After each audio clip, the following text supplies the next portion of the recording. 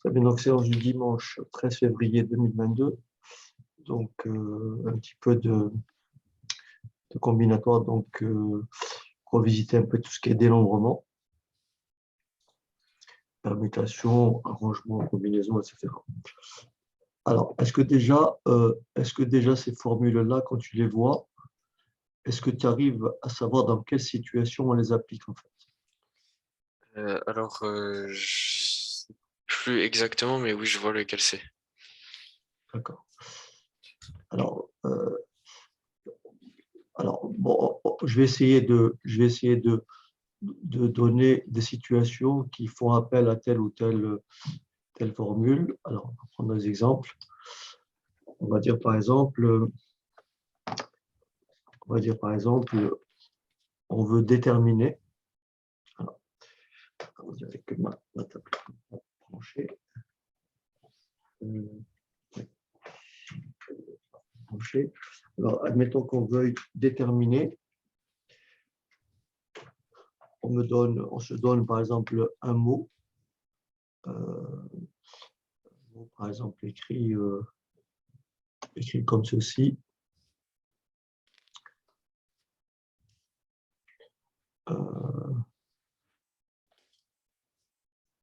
TROP. Et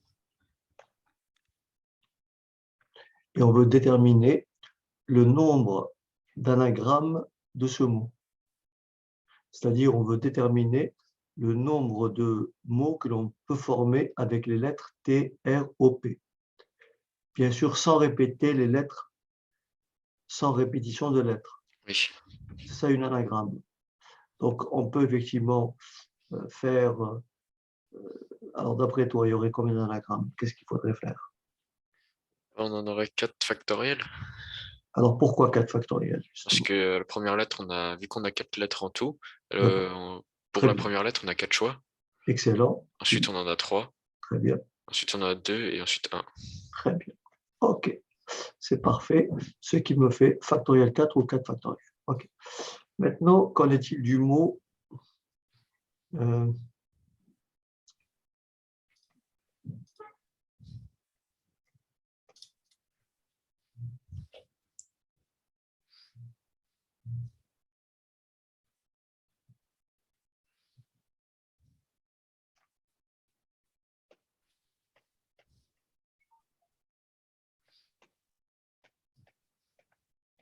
OK. Il y a combien d'anagrammes de ce mot? Il me semble qu'il y a une règle vu qu'il y a plusieurs fois la même lettre. D'accord. Il y a ce qu'on appelle les doublons. Oui. Donc, étape numéro 1, on va d'abord considérer toutes les lettres distinctes. Donc, on va les compter. 2, 4, 6, 8, 10, 13. Oui. Donc, si toutes les lettres avaient été distinctes, ça aurait fait factoriel 13. Et le tout divisé par le nombre de doublons. Alors, j'ai quoi? J'ai les E, j'en ai 3. Donc, j'ai 3 factoriels façon de les permuter. Ensuite, qu'est-ce que j'ai comme doublon? Les S. Les S. J'ai 2 factoriels façon de les doubler, de les permuter. Et qu'est-ce que j'ai comme autre doublon? Les T. Et les T. Et voilà. Donc, voilà le nombre d'anagrammes du mot établissement. OK, donc ça, c'est clair. OK. Alors maintenant, donc ça va être très important lorsque on te dira plus tard, lorsque tu vas aborder la loi binomiale, tu vas tomber sur ce schéma-là. Admettons que je lance une pièce de monnaie, je la lance 10 fois. D'accord? Oui. Donc, je lance 10 fois de suite une pièce de monnaie. Mon résultat, ça peut être soit un pile, soit un face. OK? Oui. Question.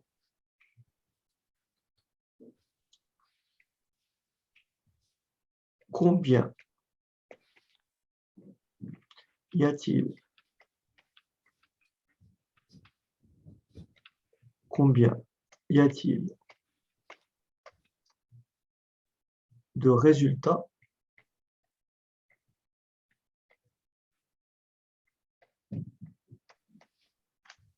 comportant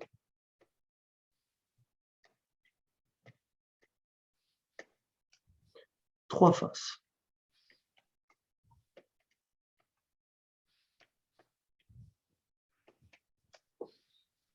Je répète, ma pièce de monnaie, je la lance 10 fois.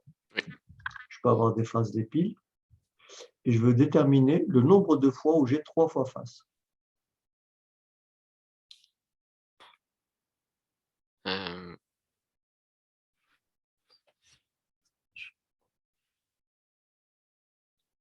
euh,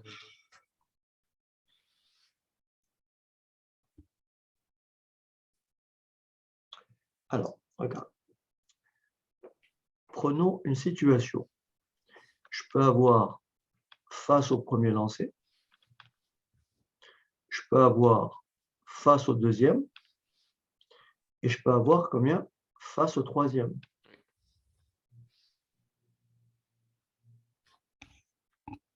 On est d'accord? oui, Et je peux avoir combien de piles? on va avoir 7. Voilà.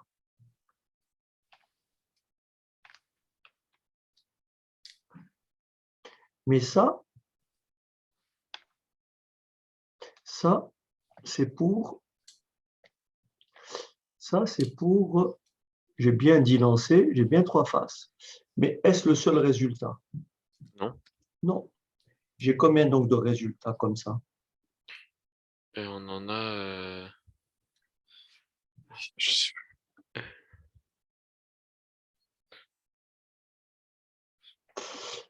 Je reviens à cet exemple de tout à l'heure.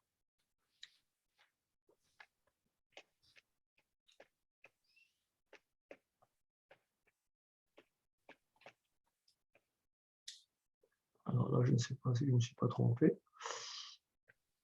J'ai envie de faire une erreur d'orthographe.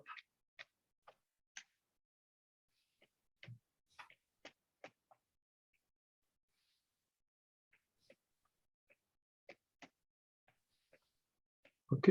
J'ai combien d'anagrammes de ce mot?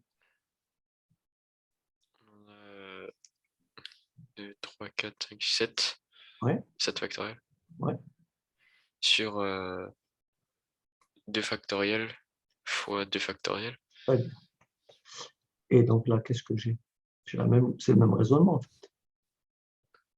On en a 10 factoriels sur 3 factoriels. Ah bon? Et Fois 7 factoriels. ah, voilà. Très important. Ce résultat-là, tu vas l'utiliser bientôt. Tu vas apporter la loi binomiale. Okay? D'accord. Mais il faut bien comprendre.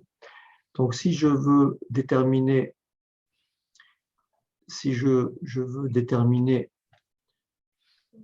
ma pièce de monnaie, je la lance toujours 10 fois, et je veux déterminer le nombre de fois où j'ai 2 faces, ce serait donc comme Ça serait 10 factoriels sur 2 factoriels fois 8 factoriels. excellent. Maintenant, ma pièce de monnaie, je la lance 50 fois. D'accord? Je la lance 50 fois. Et je veux déterminer le nombre de résultats ou le nombre de fois où j'obtiens 10 faces. On fait 50 factoriels sur 10 factoriels fois 40 factoriels. Excellent. OK. Essayons maintenant de généraliser. Donc, fois 40. Essayons maintenant de généraliser. Ma pièce de monnaie, je la lance n fois.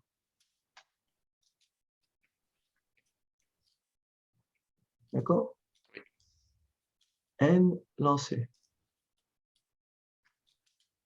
Tu me suis? Oui.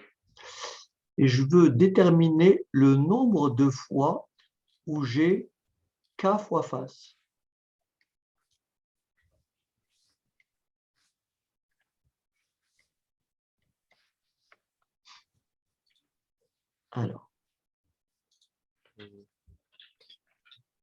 C'est-à-dire, en fait, j'ai face, face, face, K fois. Et le reste, c'est des piles. Est-ce que ça va? D'accord, oui. Ça fait combien de piles, donc? Ça fait n fois? Non. J'ai N lancés. Ça fait n moins k? N moins K. OK. Oui. Donc, ça fait donc combien de résultats qui comportent K face? Quand je lance ma pièce de monnaie N fois. K sur Non, à k factoriel? non, Ah non, n factoriel, non? N factoriel. Sur n moins k factoriel? Ah Non. non, oui, non, donc c'est k factoriel, facteur de n moins k factoriel. Excellent. D'accord? Je le vois ici, puisque je répète K fois la lettre F, Oui. et je répète N moins K fois la lettre P. Et donc ça, si tu regardes bien, c'est tout simplement ce qu'on verra juste après. Ça s'écrit CNK. D'accord.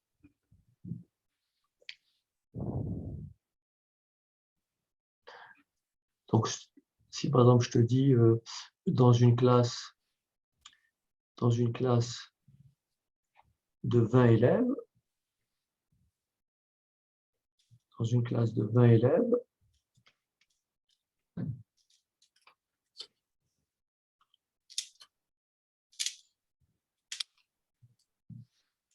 je m'intéresse au nombre de fois, où j'ai 4 absents.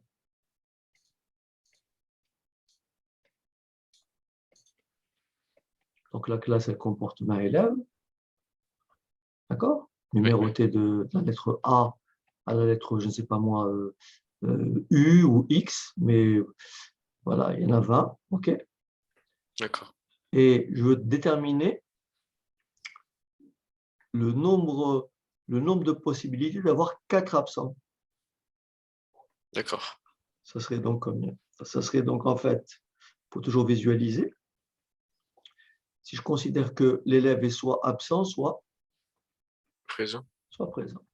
Donc, soit j'ai 4 absents, les 4 premiers qui sont absents, et les 16 autres qui sont présents. Est-ce qu'on est d'accord? Oui. Mais ça peut être les 4 premiers, ça peut être les 4 derniers, ça peut être les 2 au milieu, etc. Donc, ça revient à déterminer quoi? J'ai combien de façons d'avoir 4 absents? Ça fait donc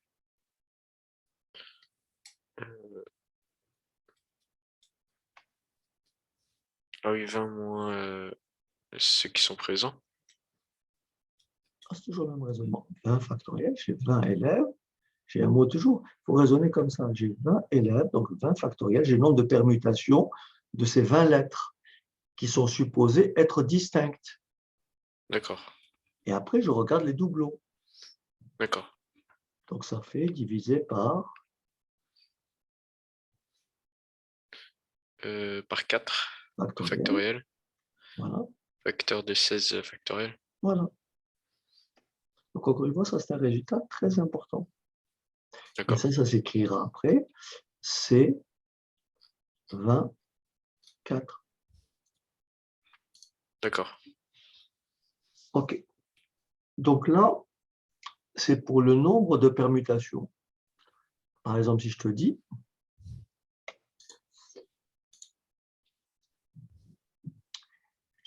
maintenant, cette fois-ci, donc là, c'est sans répétition. D'accord?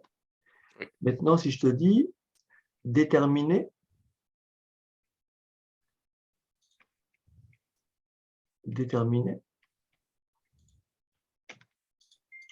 le nombre de codes, bancaires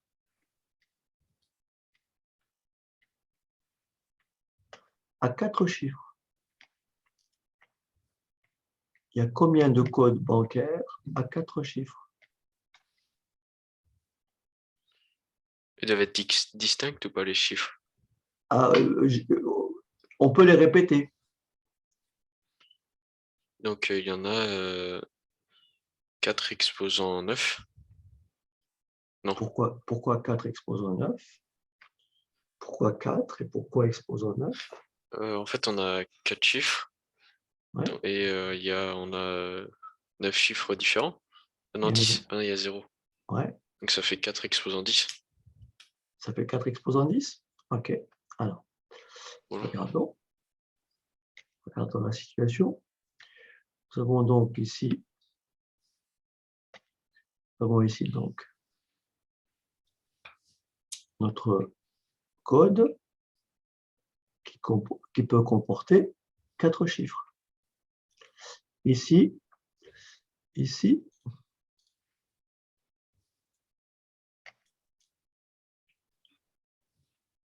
j'ai combien de choix possibles pour le premier chiffre? 10. Ah, j'ai 10. Ah non, donc ça fait Et 10 donc, exposant combien de 4. fois pour le second 10. et 10 pour le et 10. troisième? Oui, je Tu as confonds. pris ta multiplication à l'envers, en fait. Oui, Quand j'ai tu fais inversé. 4, voilà.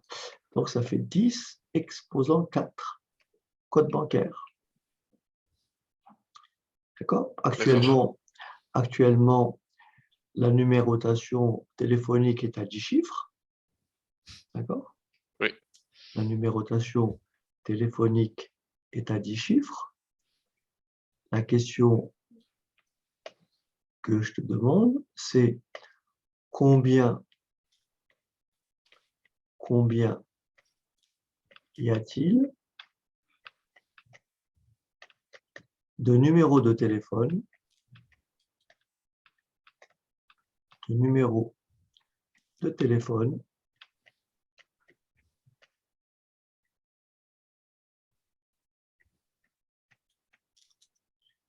qui commencent par 06.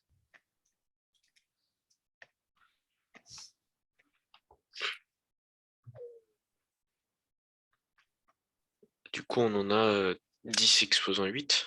Excellent. Pourquoi? Parce que déjà, le premier est pris, le deuxième est pris, donc j'ai 8 positions pour les 8 chiffres qui suivent, sachant que chaque choix est de 10 pour le premier, pour le deuxième et pour le huitième. Ce qui veut dire que nous avons au total 10 exposant 8, soit 100 que multiplie 10 exposant 6, soit 100 millions de numéros de téléphone à 6 chiffres. Et c'est la raison pour laquelle on a été très vite obligé de passer au 0,7. Parce que dans le Oui. 0,6, on peut avoir deux personnes de la même, dans une population de, je sais pas moi, de 40 millions potentiellement capables d'avoir un téléphone. Il y a des familles qui en comptent 2, 3, ce qui veut dire qu'on a très vite atteint les 100 millions. Ce qui a obligé les télécoms à rajouter une autre extension. Oui. Donc, avec les 0,7, on a rajouté 100 millions possibles. D'accord. Avec le 0,1, nous avons pareil, 100 millions de téléphones qui peuvent comporter le 0,1 et 100 millions qui peuvent comporter le 0,5, etc. OK? D'accord. Bien. Maintenant,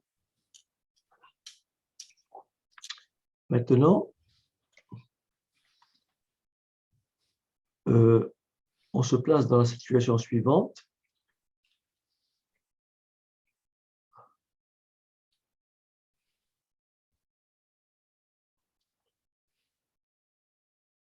On a une course de 15 chevaux donc, qui prennent le départ. Une course de 15 chevaux, d'accord? Oui. Question, combien y a-t-il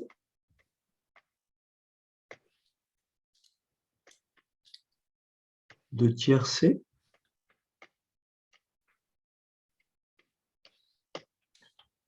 dans l'ordre possible?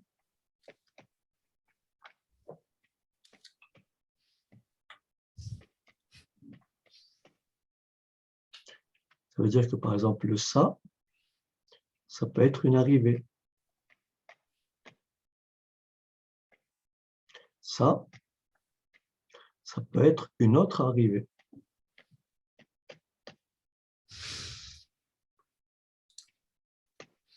Etc.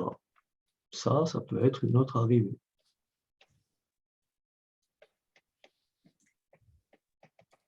Combien y a-t-il de tiercés donc dans l'ordre possible?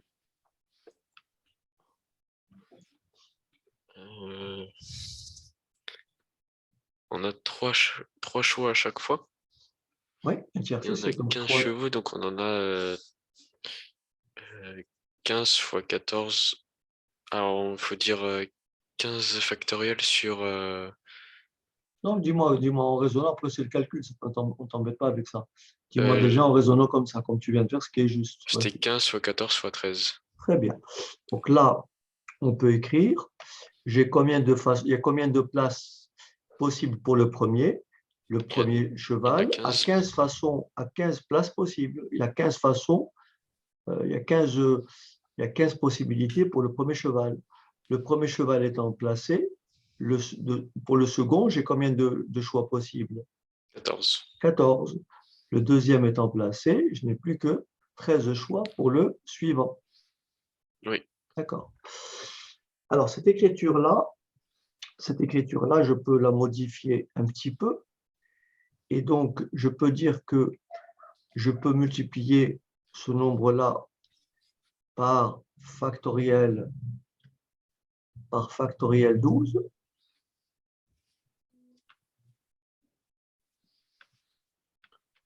et diviser par factoriel 12. Ça veut dire multiplier par 1 en fait. Oui.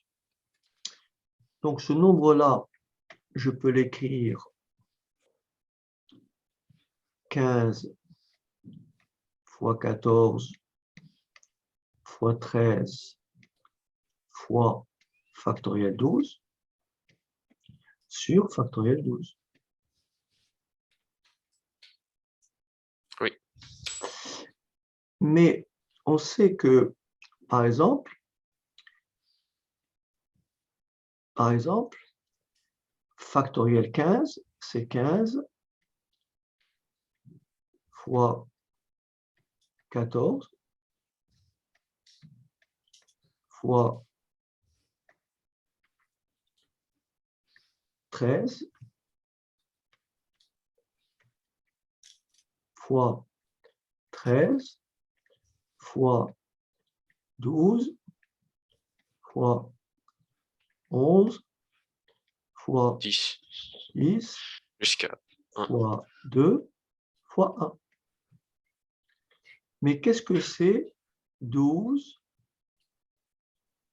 fois 11 fois 10 12 fois 2 factoriel. fois 1? Voilà. Donc, ça veut dire que 15 factoriel est égal à 15 fois 14 fois 13 fois 12 factoriel. Oui. Donc, cette formule-là, je peux la réduire, écrire que mon numérateur, c'est quoi? C'est factoriel 15 sur factoriel 12. Ah oui, d'accord. Tu me suis? Oui. Cette écriture-là, c'est tout simplement le nombre d'arrangements de 3 éléments pris parmi 15. Et D'accord. donc, si je regarde bien comment j'ai calculé A 15, 3, j'ai fait 15 factoriel sur 15 moins 3 factoriel, ce qui me donne 15 factoriel sur 12 factoriel. D'accord. Donc, pour le moment, qu'est-ce qu'on vient de voir? On vient de voir que n factoriel, c'est n fois n-1 fois 3 fois 2 fois 1, sachant que factoriel 0, c'est 1. Ensuite, on vient de voir que nombre de combinaisons, on verra après, on va l'appeler autrement, ça se lit nombre de combinaisons de k éléments pris parmi n. On a vu que c'était factoriel n sur k factoriel que multiplie n moins k factoriel. D'accord. Et on vient de voir que ANK, c'est n factoriel sur n moins k factoriel. D'accord. Et donc, je vois qu'il y a une relation entre les deux ici. Et je vois que le nombre de combinaisons de k éléments pris parmi n, c'est le nombre d'arrangements de k éléments pris parmi n. Donc, c'est tout ça divisé par factoriel k. D'accord. Maintenant, il faut distinguer entre le nombre de combinaisons et le nombre d'arrangements. Alors, regarde bien la différence. La différence, elle est là. Si je prends un ensemble E qui est composé des éléments 1, 2, 3 et 4,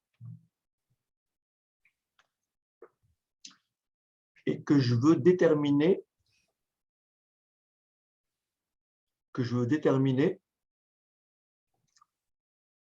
le nombre d'arrangements de 3 éléments pris parmi 4.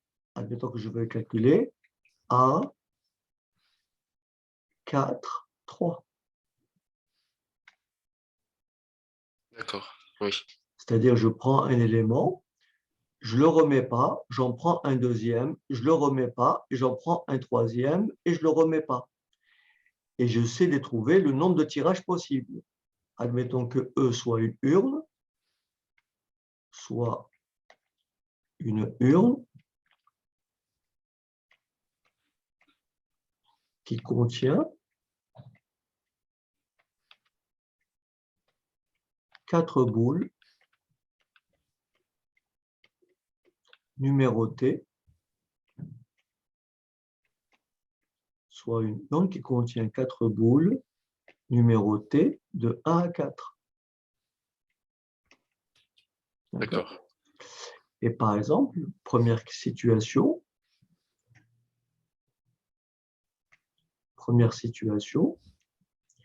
on va effectuer deux situations. Première situation, on effectue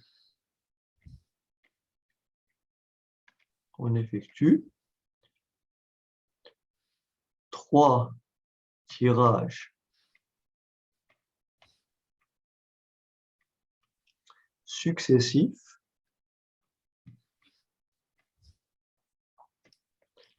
avec remise d'une boule. D'accord?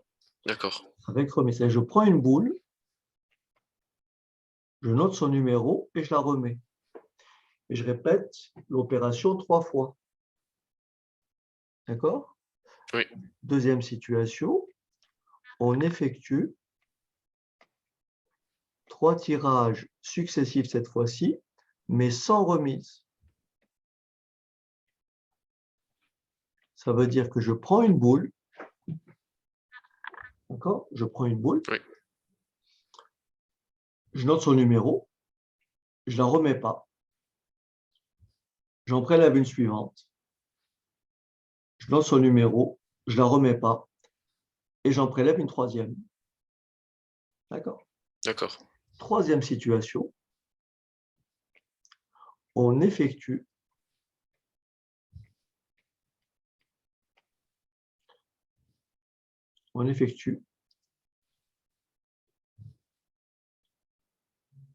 un tirage simultané de 3 boules.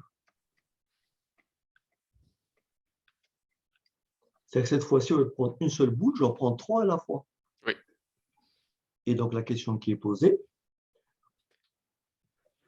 déterminer le nombre de tirages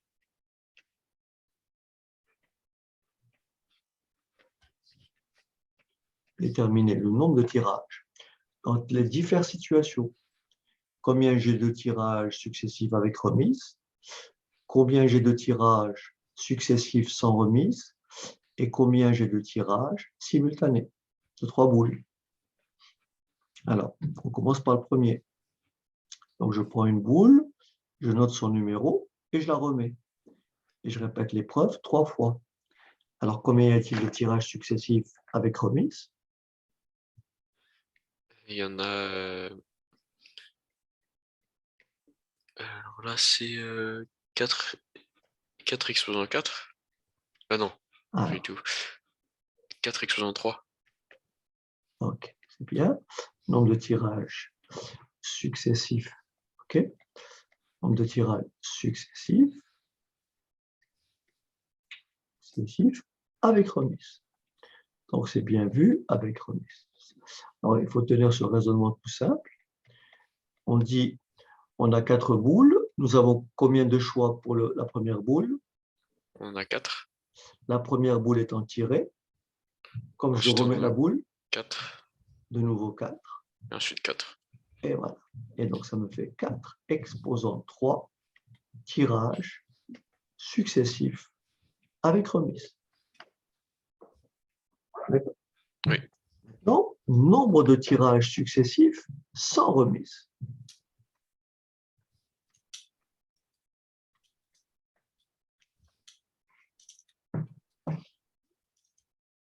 Là, on en a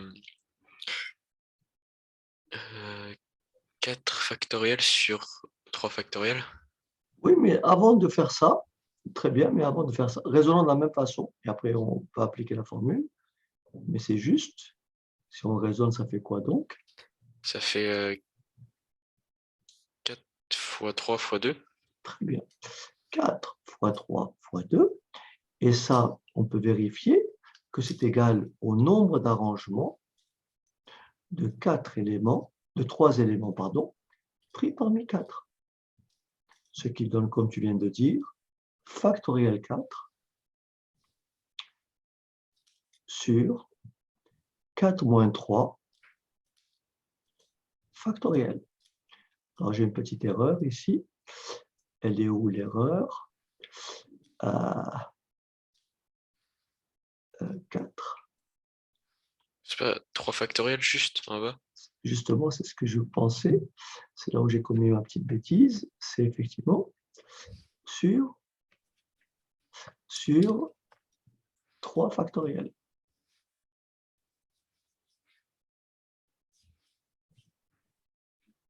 Je ne pense pas non plus. Je ne pense pas non plus. C'est toujours n-. Rappelons-nous, c'est 4 factoriel. En fait, ici, le 4 fois 3 fois 2, je peux multiplier par 1, tout simplement. Donc, j'écris bien 4 moins 3 factoriel, ce qui me donne bien 4 factoriel, puisqu'il se trouve qu'après, ce qui fait bien 4 fois 3 fois 2 fois 1. Ce qui vient après, c'est le 1, en fait. Tu me suis? Oui. Et c'est pas 4 sur 3, enfin 4 factoriel sur 3 factoriel, c'est pas ça. Non, ah non, c'est le A, N, K, c'est factoriel N sur N moins K factoriel. D'accord. D'accord. Oui. OK, maintenant on passe au troisième cas. Donc, tirage simultané.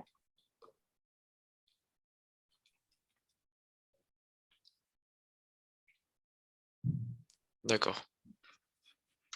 Alors là, il faut bien maintenant, je vais essayer de t'expliquer un peu le lien entre ce cas-là, entre ce cas et ce cas. Et là, on va introduire la notion de partie d'un ensemble. Là, j'ai un ensemble. Donc là, je crois que je vais libérer le tableau pour faire très simple. Je peux libérer le tableau. Donc, je prends l'ensemble E qui est 1, 2, 3 et 4. Je vais t'expliquer le lien, la différence entre A, le lien entre A, N, K et CNK, ou tout simplement écrit comme ça. Le lien entre les deux. Donc ici, ça c'est le nombre d'arrangements. Par exemple, je peux avoir 1, 2, 3. Je peux avoir 1, 2, 4. Je peux avoir, je ne sais pas moi, 2, 3, 4. Etc. Est-ce que c'est bon? J'en donne quelques-uns. Mais 1, 2, 3, je peux le développer de quelle façon? 1, 3, 2. 2, 1, 3. 2, 3, 1. 3, 1, 2. Et 3, 2, 1. C'est-à-dire, je peux le développer de combien de factoriels façon? 3 factoriels façon. Oui. Est-ce que tu me suis? Oui. Et donc là, on a dit, on a combien de choix pour le premier? On en a 4. Puis 3 pour le second. Puis 2 pour le dernier. Et ça, on l'avait écrit à 4, 3. D'accord? D'accord. Donc ici, tu es d'accord avec moi encore une fois que là, j'ai 3 factoriels façon de permuter 1, 2, 1, 2, 4. Oui. J'ai encore ici 3 factoriels façon de permuter 2, 3, 4. Oui. D'accord. Bon. Maintenant, j'effectue des tirages simultanés. C'est-à-dire, je prends mes 3 boules simultanément. Donc, je vais exactement retrouver les mêmes résultats qu'ici. À la différence que cette fois-ci, l'ordre ne compte plus. Ça veut dire que ces 6 façons de permuter 1, 2, 3, dans le cas des tirages simultanés, ça ne fera qu'une réponse. Ça fera 1, 2, 3. D'accord. Au lieu d'avoir 3 factoriels façons de permuter 1, 2, 4, je n'aurai que quoi dans le cas d'un tirage simultané? Simplement le 1, 2, 4. Le 1, 2, 4 ou le 1, 4, 2, c'est le même ensemble. Oui. Est-ce que tu vois le lien entre les deux? Oui. Et donc, le 2, 3, 4 que je peux décliner de 3 factoriels façons, ici, il s'écrit d'une seule façon, 2, 3 et 4. Mais que représente ça par rapport à ça? C'est très important de le voir. Ça représente, écoute bien, ça représente le nombre de parties. Nombre de parties à 3 éléments. Nombre de parties à 3 éléments, d'accord? Oui.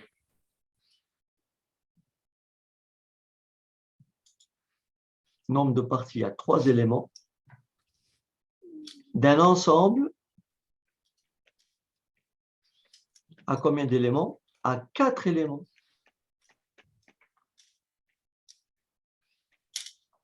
C'est le nombre de parties à 3 éléments d'un ensemble qui comporte 4 éléments.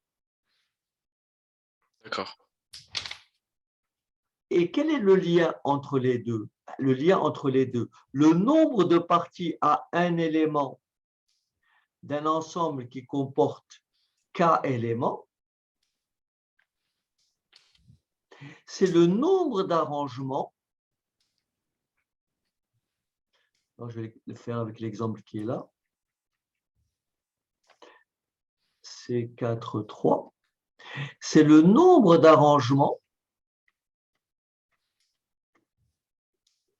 mais divisé par quoi? Par autant de façons que j'ai de permuter 2, 3, 4, 1, 2, 4. C'est-à-dire combien? Factoriel combien? 3. Factoriel 3. Ce qui veut dire que de façon générale, le nombre de parties à k éléments d'un ensemble qui comporte n éléments est égal au nombre d'arrangements de k éléments pris parmi n divisé par le nombre de façons de permuter ces k éléments. Mais comme a n k est égal à factoriel n sur n moins k factoriel, alors le nombre de parties à k éléments d'un ensemble qui comporte n, c'est ANK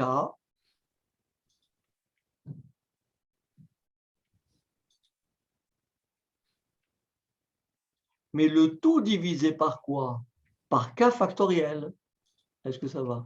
Oui. C'est pour ça que je vais écrire devant, que ça fasse plus propre, factoriel k fois n moins k factoriel. En fait, il y a un lien entre les deux, sauf que là, l'ordre, il compte, et là, l'ordre, il ne compte pas. Donc, j'ai moins de possibilités ici. J'ai moins de possibilités ici, le 1, 2, 3, alors qu'ici, j'ai 1, 2, 3, 1, 3, 2, 2, 1, 3, 2, 3, 1, etc. Autrement dit, j'ai ici 6 fois plus de choix qu'ici. Le 6 correspond à factoriel 3. D'accord. D'accord? Oui. Et maintenant, je peux aussi t'expliquer autrement pourquoi ANK est égal à ça. Regarde bien. T'expliquer autrement. Regarde. Lorsque je calcule ANK,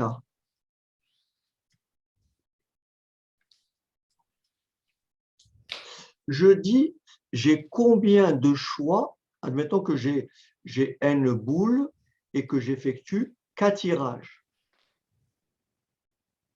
Oui. K tirages successifs sans remise. Oui. J'ai combien de façons de choisir la première boule? N choix. D'accord. Oui. La première boule étant choisie, j'ai combien de choix pour la deuxième boule? N-1. Pour la troisième. N-2. Très bien. Alors maintenant, regarde bien.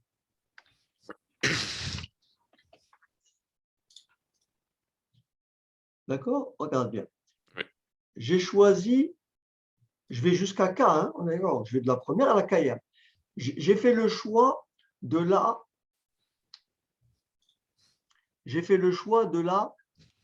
K moins 1e boule. Donc, il me reste combien de choix?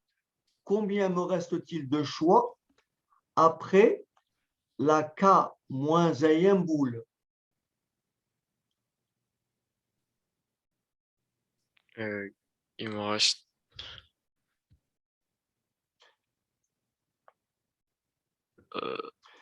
Tu es d'accord que, alors si je fais A, 5, 3, j'ai 5 choix pour la première. La première étant tirée, il me reste 2 choix pour la deuxième. La deuxième étant tirée, il me reste combien pour la troisième? Il me reste combien pour la troisième? 3. Il me reste 3 choix pour la troisième. Oui. D'accord. La deuxième étant tirée, d'accord. Là, écoute-moi bien, la deuxième étant tirée, il me reste donc 5 moins 2, soit 3 choix.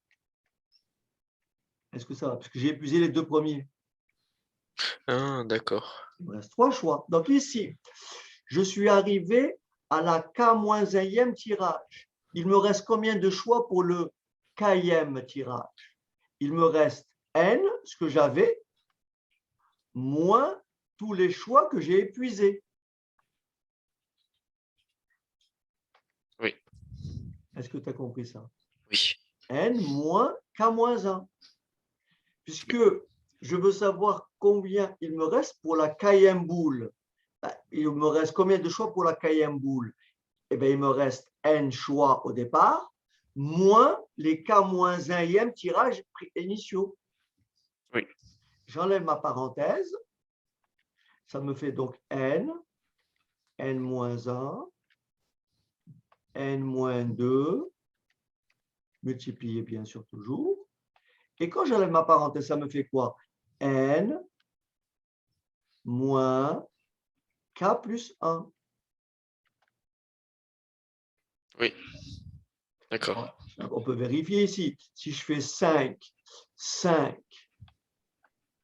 moins 3 plus 1, 5 moins 3, 2, 2 plus 1, 2. Il me reste bien 2 tirages. 5 fois 4, 5 fois 4 fois 3. Donc, je répète. Oui. Après avoir effectué le K-1e tirage, il me reste combien pour le dernier?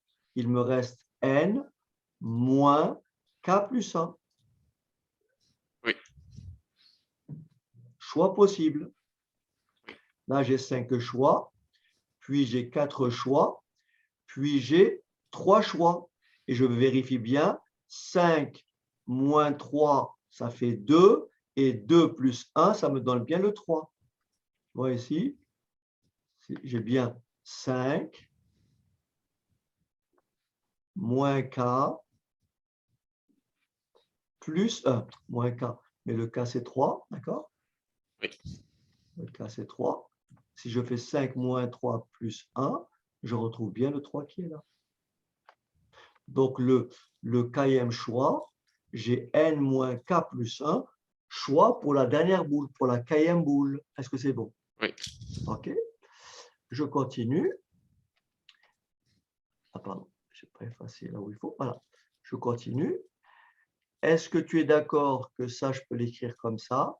N fois N moins 1 fois N moins 2 que multiplie N moins K plus 1. Mais je peux multiplier le numérateur et le dénominateur par le même nombre, par 1. Si tu veux, je peux multiplier. Donc, si je multiplie ceci par 1, qu'est-ce que j'obtiens? J'obtiens tout simplement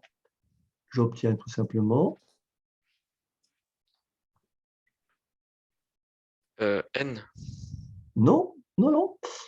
Bah, le successeur, celui qui vient après, je peux écrire ici que multiplie N moins K moins plus 2. K, non, N moins K Ah, factoriel sur N moins K factoriel. d'accord. J'ai multiplié par 1. Oui. Regarde, je t'explique ici, je l'écris en bas.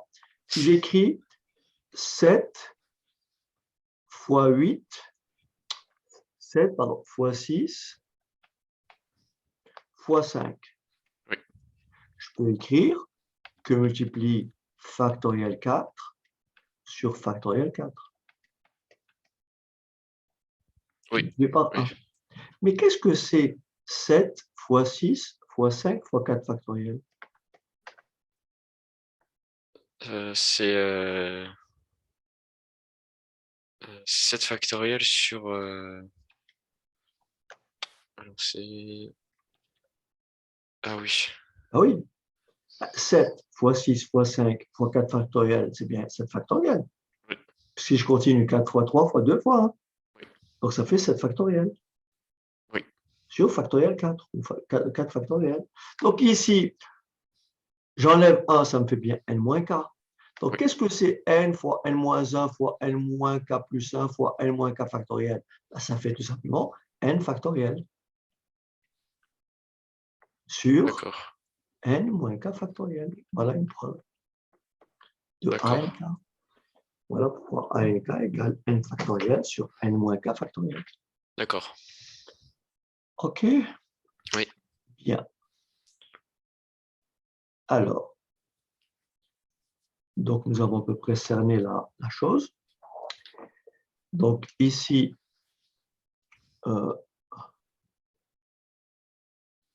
donc ceci se résume. Alors, nous avons ici, première formule, donc le nombre de permutations, c'est factoriel n. Nous avons le nombre d'arrangements de k éléments pris parmi n, c'est factoriel n sur n moins k factoriel. Et nous avons le nombre de combinaisons de k éléments pris parmi n, ou le nombre de parties à k éléments d'un ensemble qui comporte un élément, c'est bien sûr ANK divisé par factoriel K, ou donc en remplaçant ici, ça me fait factoriel N sur factoriel K que multiplie N moins K factoriel. D'accord? D'accord. Très bien. Alors maintenant, nous avons une autre relation intéressante, c'est le nombre de parties d'un ensemble à n éléments. Donc, il faut savoir que le nombre de parties d'un ensemble à n éléments, c'est 2 puissance n. D'accord. Qu'est-ce que ça veut dire? Ça veut dire ceci. Regarde bien. Bien sûr, on peut le démontrer par récurrence. Je prends un ensemble qui a 0 élément. Donc, l'ensemble vide. Donc, le nombre de parties, d'après la formule, c'est 2 puissance 0 et ça fait 1. Donc, c'est bon. Oui. Si je prends un ensemble qui a un seul élément, par exemple l'élément 1, cet ensemble-là, il comporte deux parties. Il comporte la partie vide Oui. et la partie pleine lui-même. D'accord. Ça lui fait donc 2 puissance 1, ça fait bien 2. Oui. Si je prends un ensemble qui a deux éléments, donc d'après la formule, il devrait avoir combien de parties? 4 parties. Oui. Eh bien, c'est quoi? C'est la partie vide, ça fait 1. C'est la partie à un seul élément, c'est le 1. Oui. C'est le 2. Et c'est la partie pleine, la partie à deux éléments. Ça fait bien 4. D'accord. De façon générale, pourquoi la somme des parties d'un ensemble, c'est 2 puissance n, c'est-à-dire la somme des parties. La somme des parties.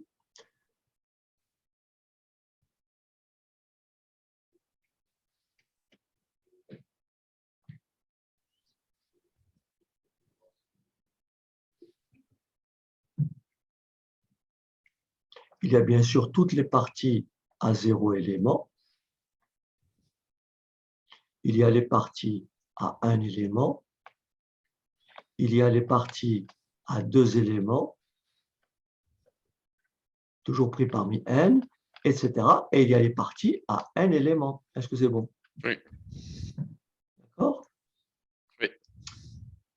En fait, je me place ici. Je prends n'importe quel élément. Soit il appartient, soit il est dans la partie. Je dis 0. Soit il n'est pas. Le premier élément, soit il appartient à l'ensemble, au premier ensemble, soit il n'appartient pas. Oui. Le deuxième élément, soit il appartient au premier ensemble, soit il n'appartient pas, soit il appartient. S'il appartient au premier, le second, soit il n'appartient pas, soit il appartient. Et ainsi de suite. Donc, j'ai combien de choix pour le premier élément? 2. 2 choix. Le premier élément étant pris, j'ai combien de choix pour le second? Encore 2. Et j'ai combien de choix pour le nème? Encore 2. Et comme j'ai n possibilités ici, ça me fait 2 exposants n. D'accord. Voilà, partie d'un ensemble. Donc, le nombre de parties d'un ensemble à n éléments, c'est 2 puissance n. OK? D'accord. Très bien. Alors, peut-être un ou deux exercices, puisque tu as le livre. Oui. Alors, on va essayer de faire le numéro 3, le numéro 4, déjà pour commencer. Comme ça, on va introduire un peu les cardinaux en même temps. OK. D'accord. Donc, premier exercice, soit grand A et grand B, deux ensembles tels que, alors le cardinal de A égale 12, cardinal de A égale 12. Alors, je rappelle que le cardinal d'un ensemble, c'est le nombre d'éléments de cet ensemble.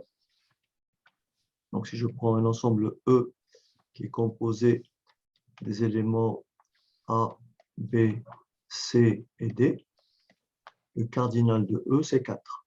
D'accord? Oui. Donc, le cardinal de A, c'est 12. Le cardinal de B, c'est 15. Et le cardinal de A inter B,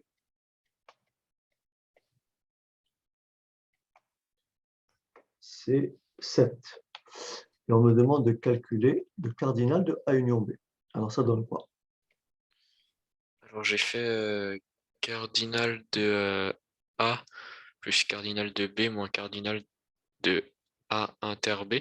Très bien, parfait. Donc, cardinal de A union B, propriété importante, c'est le cardinal de A plus le cardinal de B moins le cardinal de A inter B. D'accord? Ce qui me donne tout simplement 12 plus 15 moins 7. Ce qui donne 27 moins 7, ça fait 20. En fait, on peut le voir au travers soit d'un diagramme de Venn, soit d'un tableau. Donc, si je prends deux ensembles, si je prends un ensemble comme ceci, je prends l'ensemble A,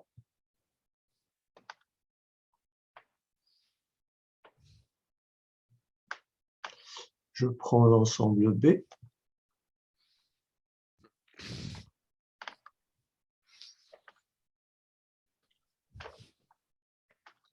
donc l'ensemble A et l'ensemble B. On me donne le cardinal de A, c'est 12, le cardinal de B, c'est 17, et le cardinal de A inter B, c'est 7. Donc, ce qui veut dire que là, j'ai 7. Donc là, comme c'est le cardinal de A qui est égal à 12, donc là, ça me fait 5. Ça fasse 12. Et comme là, j'ai 7, là, ça me fera 8. Et je vérifie bien que 5 plus 7, ça fait 12. Et 12 plus 8, ça fait bien 20. Et on voit bien que de façon générale, le cardinal A union B, c'est tout ça. A union B, c'est tout ça. D'accord. A union B, c'est A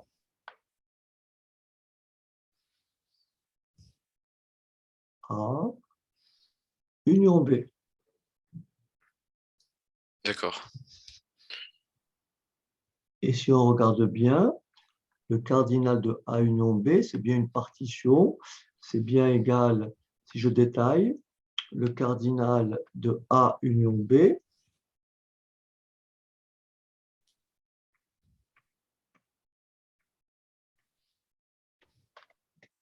c'est ce qui appartient à A, mais pas à B, donc c'est le cardinal, c'est égal au cardinal de qui appartient à A, mais pas à B, c'est A inter B bar. Donc, c'est le 5, en fait. Ça, c'est le A sur le B. Plus le cardinal de A inter B.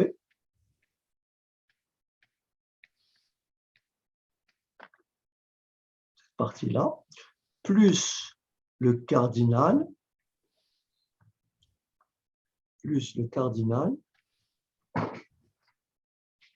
de B bar, de A bar,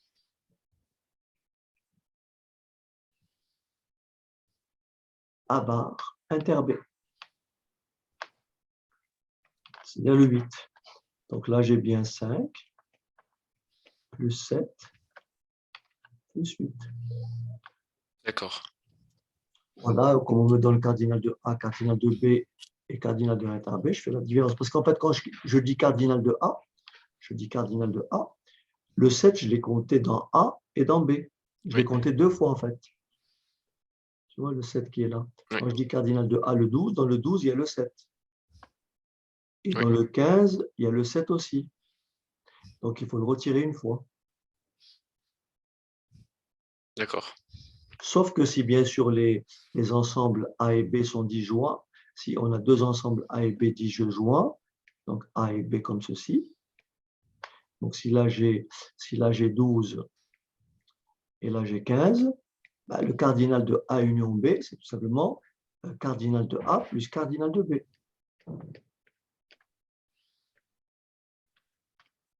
Cardinal de A plus cardinal de B. Si j'applique la formule moins cardinal de A inter B, c'est 0. Il n'y a pas d'intersection. Voilà. Donc, lorsque les ensembles sont disjoints, le cardinal de A union B, c'est cardinal de A plus cardinal de B. D'accord? D'accord. Très bien.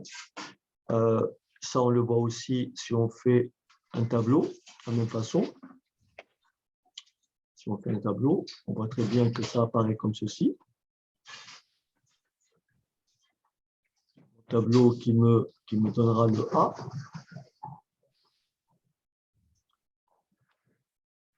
Voilà, qui me donnera soit le A.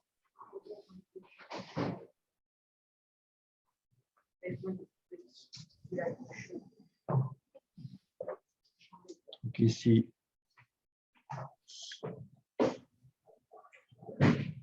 soit j'ai A. Cardinal de A, on a dit que ça fait 12. Donc ça, c'est A. Là, il y a 12. Donc là, c'est non A, on verra combien c'est. Là, c'est B. On me dit que j'en ai 15. Donc là, je devrais prolonger ici, ici, ici, ici. Prolonger. Voilà. Donc ici, j'ai 15. Ici, j'ai A inter B, j'ai 7. Et là, je vois que j'ai 8. Donc ça passe 15. Et là, j'ai 7 et là, j'ai 12. Donc là, j'ai B bar, ce qui n'appartient pas à B. C'est le complémentaire de B. D'accord? Et là, j'ai 5. Et là, forcément, je ne sais pas combien j'ai à A union B, ça fait 20. Mais je ne sais pas, je ne peux pas compléter le tableau. Puisque, donc là, j'ai A, si, là, j'ai forcément, là, j'ai 8. Là, je ne sais pas. Là, je ne peux pas compléter le tableau, en fait. D'accord. OK. Donc, j'ai 12 plus 15 moins 7 pour trouver A union B. Voilà. OK. Après, on a dit le numéro 4, c'est ça? Oui. Numéro 4? Oui. Alors, le tableau ci-dessous donne le nombre d'éléments de deux sous-ensembles M et V d'un ensemble E, ainsi que leurs complémentaires dans E. Donc, j'ai le tableau suivant, qui ressemble à peu près à ce que j'ai fait précédemment. Donc, j'ai un tableau qui ressemble à ceci. J'ai ici, donc j'ai ici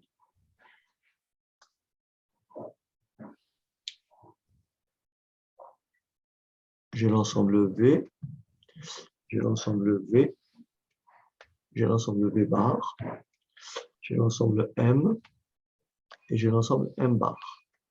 Donc là, j'ai 40, là, j'ai 12, là, j'ai 76 et là, j'ai 22. Question, que signifie le nombre 76? J'ai dit de signifier le nombre de... Ah non, j'ai peut-être pas bon. C'est quoi dans 76? C'est le nombre d'éléments qui appartiennent donc à l'ensemble V et au complémentaire de M. D'accord. C'est le nombre, c'est le cardinal, enfin on peut l'écrire, c'est le cardinal de quoi, tout simplement, de V inter M bar. D'accord. Ça va? Oui. Après, on me dit déterminer cardinal de V union M. Alors, cardinal de V union M. J'applique mon cours. C'est cardinal. Alors, je peux utiliser une partition. Hein. V union M, c'est je peux faire ça, plus ça, plus ça. Oui. Ou alors, je peux faire cardinal de V. Le plus facile, c'est de faire ça, plus ça, plus ça. Ou alors faire cardinal de V. D'accord? Plus cardinal de M. D'accord? Moins cardinal de V inter M. Est-ce que ça va? Oui. Cardinal de V, j'ai qu'à additionner, ça fait 116. Cardinal de M, j'ai qu'à additionner, ça fait 52. Oui. Ce qui me donne 116 plus 52 moins 40. Oui, ça fait 128. 128. Ou alors je peux faire 40 plus 12 plus 76. D'accord? D'accord. Et qu'est-ce qu'on avait d'autre? C'est tout. C'est tout. Alors, tu peux regarder le numéro 7? Oui. OK.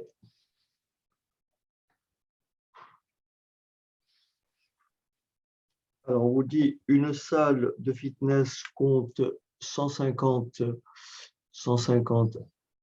adhérents, 75 d'entre donc 150 adhérents, 150 adhérents.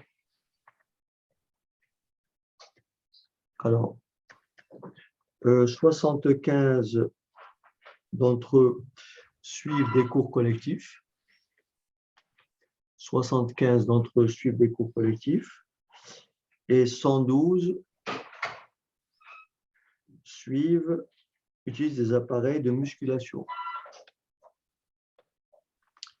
Combien d'adhérents de cette salle suivent les cours collectifs et suivent les appareils de musculation? Donc là, effectivement, on peut faire le schéma comme tout à l'heure, c'est ça? Tu as trouvé combien, tu m'as dit? 37. 37. Alors, donc on va faire comme ceci. On va dire, on va répartir ainsi.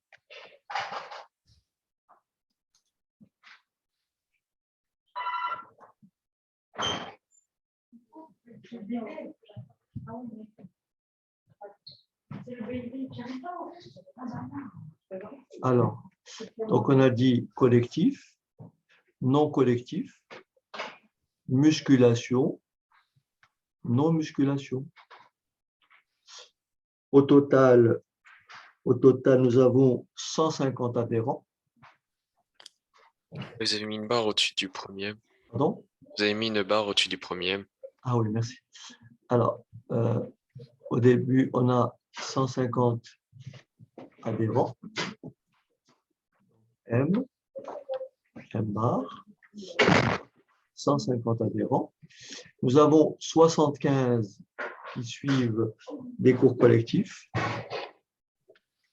Nous avons 112 qui utilisent des appareils de muscu. Donc là, on peut dire qu'il y en a 28, 38. C'est ça? Oui. Et là, 75. Et question, combien d'adhérents de cette salle suivent les cours collectifs et utilisent des appareils de muscu? Comment je fais pour trouver ça? Donc là, j'ai 75. Oui.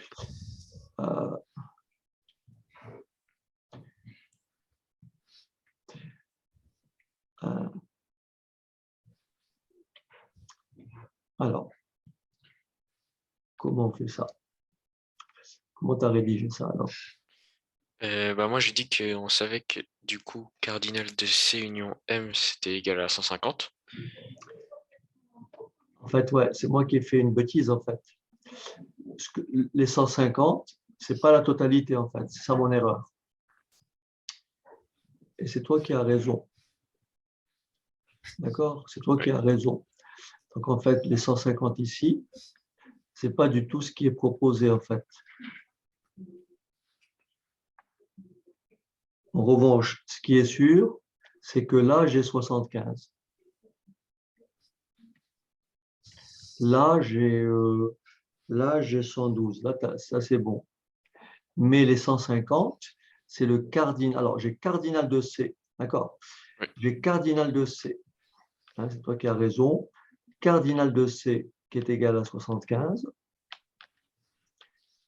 Cardinal de M qui est égal à 112. Et les 150, en fait, c'est le cardinal de C union M. D'accord? Oui. Voilà. Et donc là, ça fait 150. Et je pose ma relation, comme tout à l'heure en fait. Le cardinal, je sais que le cardinal de C union M est égal au cardinal de C. D'accord? Oui. Plus le cardinal de M moins le cardinal, ce que je cherche en fait, le cardinal de C inter M. Oui. En fait, c'est ce que je cherche ça. Et donc, le cardinal de C inter M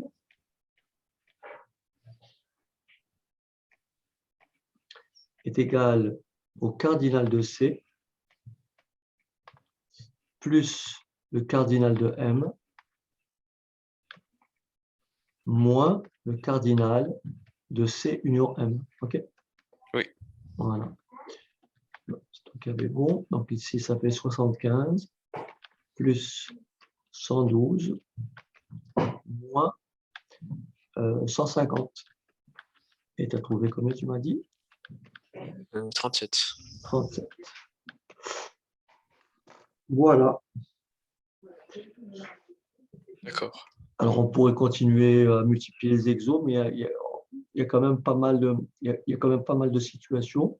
Oui. Alors, le dénombrement, c'est vraiment, encore une fois, c'est de la pratique, en fait. Oui, il faut Donc, refaire. je t'invite, j'ai fait pas mal de séquences, justement, sur tout ce qui est dénombrement. Tu regarderas un peu pour tout ce qui est jeu de cartes, tu vois, Oui. Voilà, donc tout ça, j'ai fait pas mal d'exos là-dessus. Ah oui, très rapidement, j'ai vu que vous avez abordé le triangle, la relation, De la Pascal. relation de Pascal. Oui. Donc très simplement, je l'évoque ici, très simplement. En fait, la relation, c'est celle-ci. Donc CNK est égal à Cn-1 K-1 plus, par exemple, pour calculer C6,3 ici, on fait, tu vois, Oui. on fait 3 moins 1, on Et 6 fait, moins 1. voilà, et on reprend ici, donc, la même valeur, le 5, et là, je reprends le K qui est là. D'accord. Et donc là, on construit le triangle de Pascal comme ceci, en fait. Alors, on le construit comme ceci. Oui. En fait, on part de ces éléments-là. Il faut savoir que, alors, très rapidement, il faut savoir très rapidement que la partie vide, il y a combien de parties vides dans un ensemble à n éléments? Il y en a une seule. D'accord? La partie pleine, nombre de parties à n éléments d'un ensemble qui a n éléments, c'est 1. Et le nombre de parties à un élément d'un ensemble qui en comporte n, c'est petit n. Donc, si on te demande de calculer C de 2, ça fait 1. Si on demande de calculer Cn, C8, 0, ça fait 1. D'accord? D'accord. Ce qui veut dire que le triangle de Pascal, lorsque j'ai ici, euh, pour k égale 0, j'ai que des 1 partout ici. Oui. C0, C0, 0, ça fait 1. C1, 0, ça fait 1. C'est le nombre de parties vides. Oui. D'accord? D'accord. C5, 0, ça fait 1. Ensuite, C1, 1, ça fait 1. Oui. C2, 2, ça fait 1. C3, 3, ça fait 1. C7, 7, ça fait 1. Donc là, c'est ma diagonale. Il n'y a que des 1. Là, il n'y a pas de possibilité. On ne peut pas Oui. trouver le nombre de parties à 4 éléments d'un ensemble qui en comporte 2. Oui. Ce qui veut dire que je n'ai rien ici. Et comment je fais pour compléter mon tableau?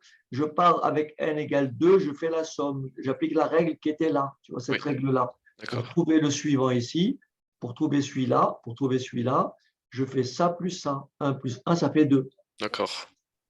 D'accord? Après, Oui. je descends. Là, je fais 1 plus 2, ça fait 3.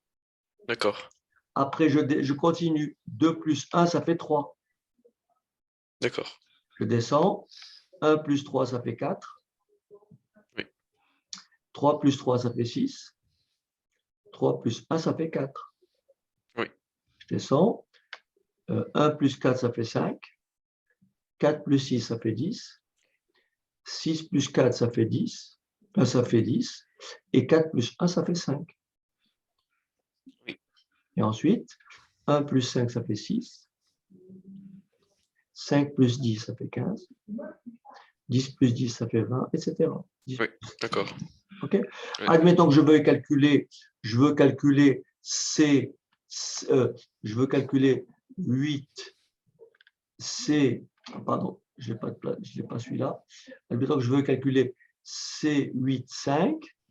Est-ce que non, je n'ai pas le 8, je m'arrête à 7. Admettons que je veux calculer C7, 4. D'accord? Oui. Je prends mon tableau à 7 et je prends mon tableau à 4 et je lis l'intersection, ça fait 35. D'accord. Par exemple, ici, si je veux calculer C6, 2, C6, 2, ça fait 15. D'accord. C7, 3, ça fait 35. D'accord. Voilà. Et après, je vois la relation pour trouver C6, 3. Ici, on voit très bien que ça marche. C6, 3, pour trouver ce nombre-là, pour trouver ce 20, je fais bien 10 plus 10. Je fais bien C5, 2 plus C5, 3. Oui. Voilà. Pour trouver 20. Tu vois, ça, D'accord. voilà. Voilà. D'accord. Allez, bon dimanche. Bon dimanche à vous aussi. À bientôt. Au revoir. Au revoir.